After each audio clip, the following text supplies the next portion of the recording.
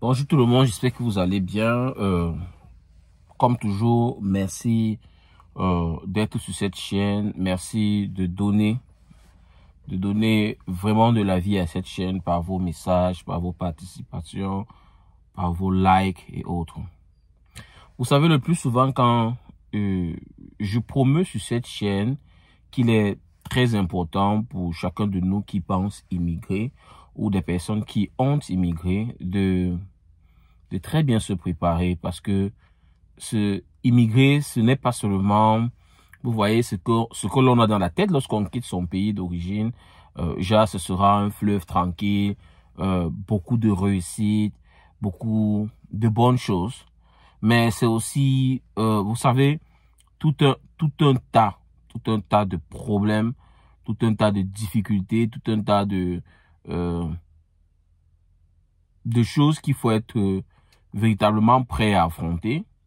Et là, si vous n'êtes pas vraiment préparé, c'est-à-dire si vous n'êtes pas préparé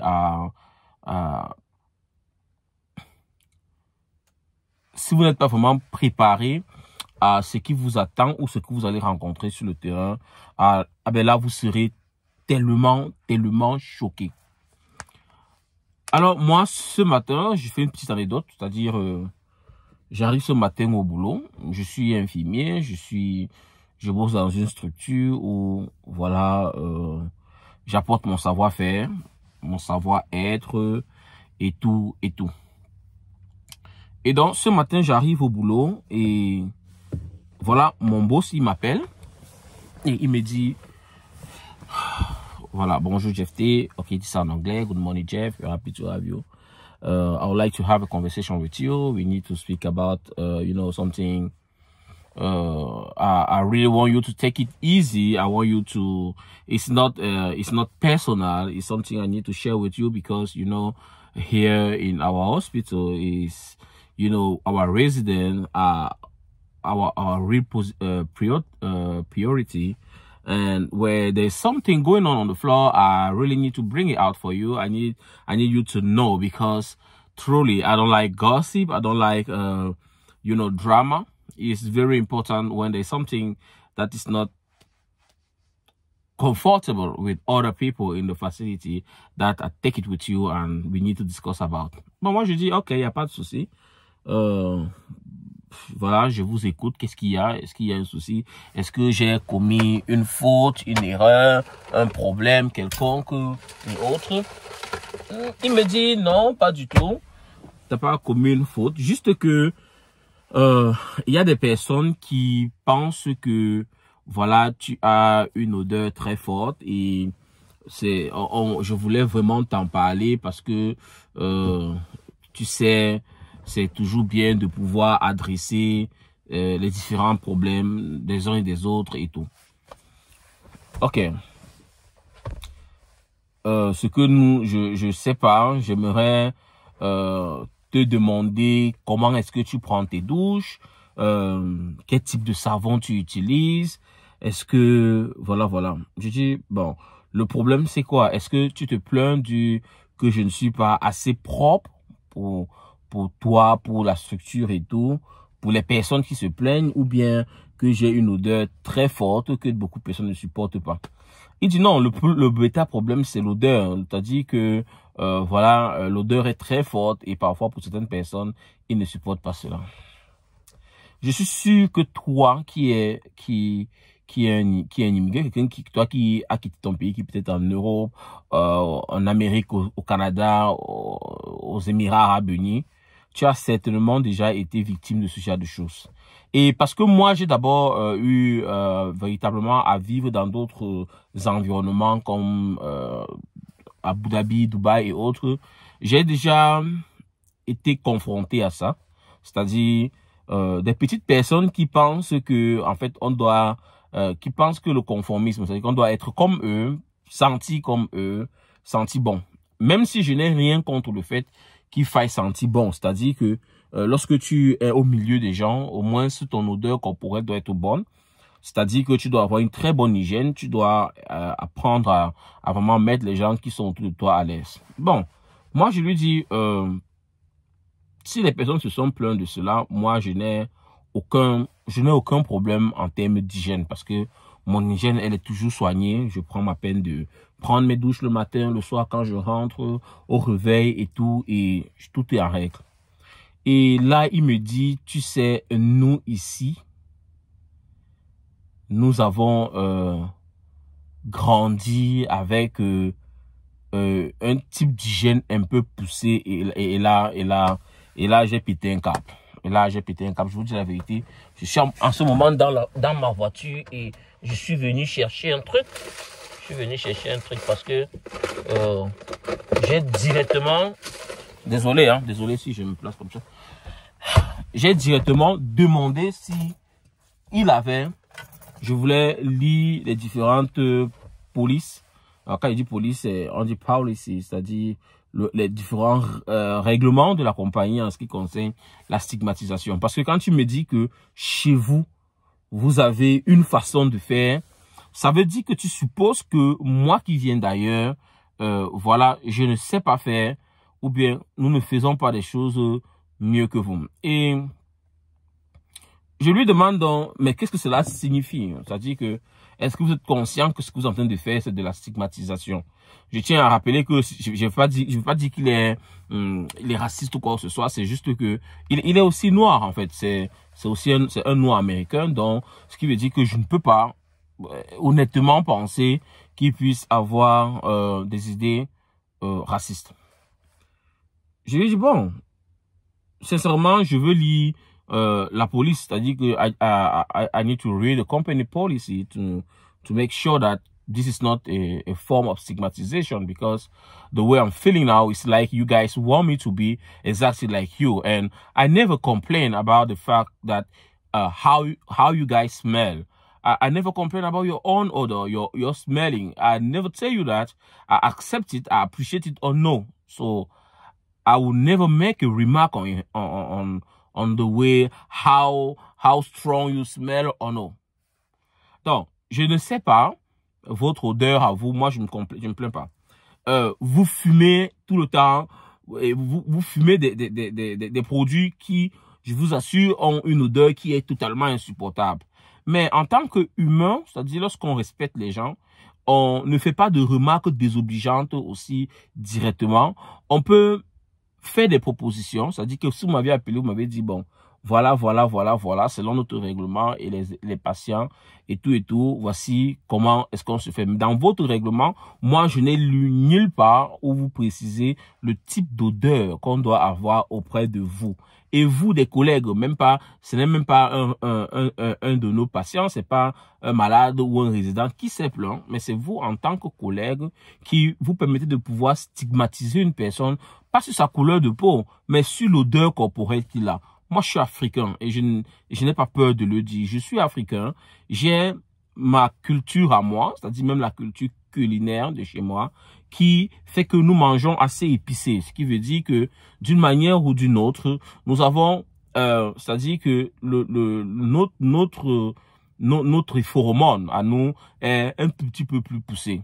Maintenant, qu'est-ce que vous voulez que je fasse? Parce qu'il me dit, non, ne prends pas ça comme ça, c'est pas de la stigmatisation. Je dis, non, tu dis c'est pas de la stigmatisation, mais je t'ai pas vu faire ça avec un autre collègue ou une autre personne, parce que moi, je peux te citer des gens dans ta structure qui sincèrement, qui puent, faut que je dise ça clair, qui puent, qui ont une odeur terrible, et moi, je me suis pas plaint, j'ai pas vu quelqu'un venir faire cette remarque-là et tout.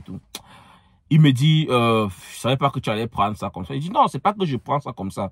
C'est juste que je veux déconstruire cette façon de faire que vous avez, de vouloir toujours stigmatiser les autres parce que vous pensez que peut-être ils n'ont pas la qualité, la qualification. Vous passez derrière des éléments aussi tordus que ça pour pouvoir dénigrer et peut-être pousser des gens à l'erreur, au refus de soi et autres. Avec moi, ça marche pas.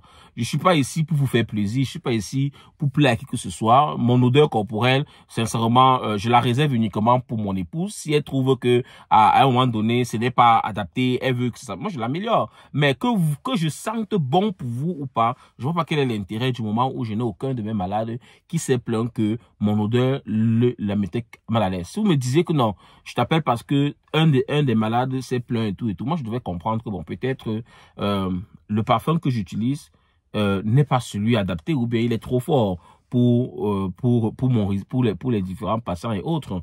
Mais vous me dites que vous parfumez, mais vous connaissez pas quel parfum moi j'utilise. J'ai tellement de parfums que j'utilise, vu que je sais comment vous vous comportez, mais venant de mon administrateur, c'est quand même terrible et tout. Donc, il est revenu, il a essayé de s'excuser, il a essayé de dire non, c'est pas ce que je voulais, c'est pas comme ça que je voulais amener le sujet. Je voulais te dire que, voilà, dans la mesure du possible, si tu pouvais, c'est-à-dire te parfumer, les déodorants et tout, parce que ici, les gens sont habitués à, tu vois, et tout. Il dit que non, vous n'êtes pas habitués, c'est une façon, c'est-à-dire que c'est quelque chose qui est monnaie courante, c'est pas seulement vous. C'est que vous trouvez que les Noirs, ils sentent. C'est-à-dire que les Noirs n'ont jamais une bonne odeur. Nous, on sort de la porcherie en Afrique. On vivait dans des trous et tout. Donc, voilà, on ne peut pas sentir bon. On peut pas sentir bon comme vous. Et ça m'a beaucoup touché. Et je me suis dit, il faudrait que je partage cette expérience avec vous. Quand vous décidez de voyager, d'immigrer, préparez-vous. Préparez-vous mentalement, psychologiquement, c'est-à-dire même intellectuellement, même physiquement, soyez préparés parce que l'extérieur, c'est le choc. C'est le choc. Vous aurez à choquer. Vous aurez à choquer matin, midi, soir avec des gens qui parfois ont des esprits rétrogrades ou encore retardés, qui pensent qu'ils sont supérieurs aux autres, mais il faut leur démontrer par A plus B que d'où vous venez, vous êtes des pépites. Vous êtes le fleuron, vous êtes meilleur, vous êtes meilleur, vous êtes meilleur. Et si vous n'êtes pas meilleur, vous êtes égal à eux. Donc je veux pas permettre à quelqu'un de me dire voilà tu sens, t'es pas blablabla. C'est d'autres personnes pourraient avoir honte, mais j'ai pas honte de mon odeur. Je mange chez moi, je mange pas du hamburger, du mac and cheese, blablabla. Non, chez moi, on mange du couscous manioc avec, on appelle ça du bon foufou, du fognon. Même ici, nous prenons les dispositions pour avoir du fognon à la sauce pistache, à la sauce d'arachide, au gombo. On mange de la banane malaxée, c'est-à-dire que je fais l'effort de me rendre tout le temps à Atlanta pour trouver de la banane. On fait de la banane malaxée, on fait du riz à la sauce arachide, bien épicé, bien pimenté, des bonnes pommes, des pommes sautées aux haricots. On fait les mêmes repas. C'est-à-dire d'une dolaire, on fait d'une dolaire. C'est-à-dire que ça fait peut-être 2 ou 3 semaines, on mangeait d'une dolaire à la maison. On fait du bon quoi coucou, une dinguerie, du bon quoi coucou. Donc, moi, j'ai pris la peine de garder carrément, c'est-à-dire que le même principe culinaire, les mêmes principes culinaires que j'avais chez nous en Afrique, parce que ça me permet au moins de garder au moins cette approche-là, ce rapprochement avec mes racines, avec ma culture. Donc, maintenant, je ne veux pas faire plaisir aux gens. Je peux améliorer ma façon d'être du moment où cela permet de pouvoir vivre mieux en communauté avec les gens. Mais si ça va être un moyen de stigmatisation. Je me rappelle quand j'étais à Abu Dhabi, on vivait avec la communauté philippine. C'est-à-dire les Filipinos pensent être supérieurs aux autres. Et même quand tu fais même une évaluation, c'est-à-dire pays par pays, et que tu mets un tout petit peu mon pays à moi avec les Philippines, sincèrement, c'est 2 mondes différents et tout. Mais les gars pensent être plus avancés que toi.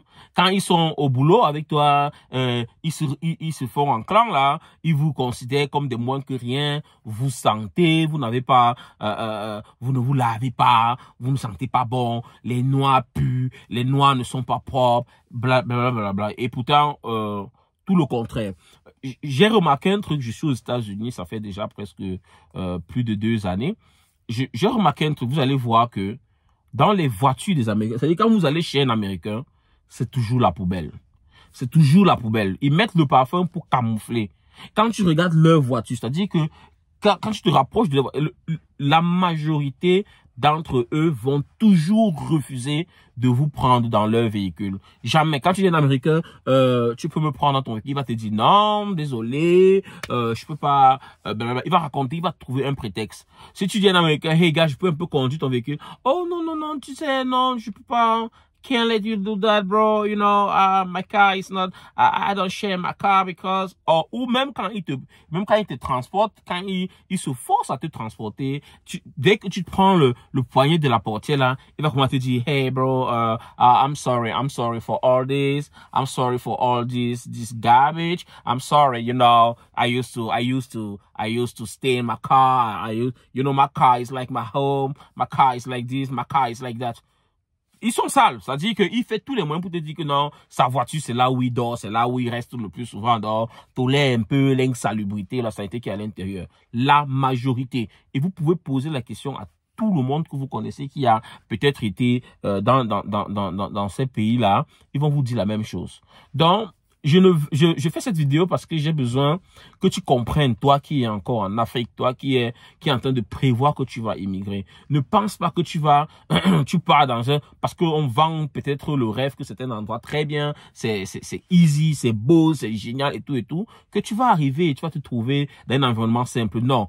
L'homme noir, en fait, l'Africain en général est totalement combattu. Nous sommes combattus, nous sommes rejetés, même là, il y a même une sorte de ségrégation. Les gens ne nous acceptent pas. Donc, ce qui veut dire que ce sera toujours un combat que de se réaliser, que de s'imposer quand on est hors de notre continent. Donc, voilà. Merci d'être sur la chaîne. Merci si tu as regardé la vidéo. Sache que avant de décider d'immigrer, prépare-toi. Au moins sur 3 plans. Physiquement, psychologiquement, intellectuellement. Quand tu as ces trois éléments-là, quand tu arrives sur terrain, par exemple, où je suis aujourd'hui, lorsque j'arrive, je suis chef de département déjà, et c'est peut-être ça qui pousse les gens à être un tout petit peu, vous voyez, dans la négation, l'envie de vous mettre des pièges un peu de partout, de vous faire tomber, parce que voilà, ils se demandent comment quelqu'un qui vient d'Afrique, au fin fond de l'Afrique, réussit à être ici, chef de département, manager et autres. Pourquoi on peut penser qu'il a plus d'intelligence que nous? Non, on leur prouve par la force de notre intelligence, de nos capacités, de notre savoir-vivre, de notre savoir-faire, qu'en réalité, on ne manque de rien véritablement en Afrique si ce n'est de bonnes politiques qui nous permettent de pouvoir pouvoir grandir. J'ai vu ce débat sur les médias français où il y a eu un véritable clash entre l'animateur planétaire, en fait, reconnu partout, Claudicia, et une autre personne, c'est-à-dire, je vais pas dire ça ici, mais qui ont clashé sur le fait que l'utilisation du mot déportation pour la communauté noire au moment de l'esclavage ne devait pas être pris. En fait, les Noirs n'ont jamais été déportés, sauf les personnes juives au moment de la grande guerre en Europe ont été déportés et autres. C'est toujours des choses qui montrent que la communauté noire ne sera jamais respectée si peut-être elle-même ne se fait pas du tout respecter. Si, en tant qu'Africain, lorsqu'on arrive, par exemple, dans ces pays-là, et qu'on ne démontre pas qu'on a un savoir-faire, un savoir-vivre, un savoir-être qui pousse au respect, à la reconnaissance et à la considération, on va toujours avoir ce genre de difficultés où les gens nous prennent à la petite cuillère et pensent qu'ils peuvent nous traiter comme bon leur semble. Voilà, je voulais partager ça avec toi. J'espère que tu as apprécié la vidéo. J'espère que tu comprends le véritable besoin pour toi de te préparer, d'être prêt, d'être toujours prêt lorsque tu décides d'immigrer. Sois prêt, maîtrise ton domaine d'activité, ton domaine d'expertise. Apprends à accepter ou surmonter les petites guéguerres qu'on va t'apporter, ou bien lorsque tu te retrouves en face des gens comme ceux-ci, que tu sois capable de pouvoir garder ton calme. Est-ce que vous avez vu cette émission? C'est de ça que je parle, c'est-à-dire ce passage aussi.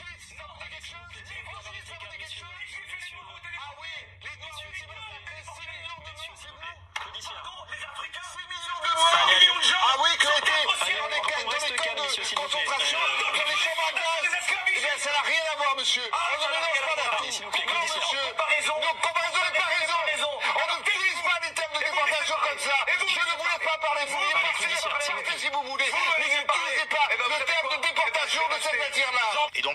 Donc, lorsque tu es un Africain et que tu n'as pas la force des mots, la force du caractère, le savoir-vivre, le savoir démontrer que tu es apte à faire beaucoup de choses, voilà, on ne te considère pas. Tu sens, tu es sale, tu n'es pas capable. D'où tu viens ne te donne pas la possibilité de pouvoir démontrer ton talent parce que tu ne peux pas avoir de talent vis-à-vis d'eux qui sont des gens de lumière, de sagesse et autres. Donc, merci si tu aimes les vidéos que je fais. Laisse un commentaire si tu as été victime de ce genre de choses, de ce genre de comportement.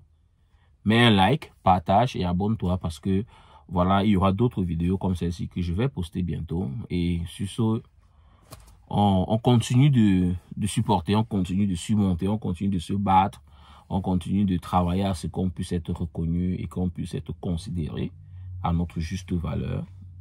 Parce que c'est ça l'immigration.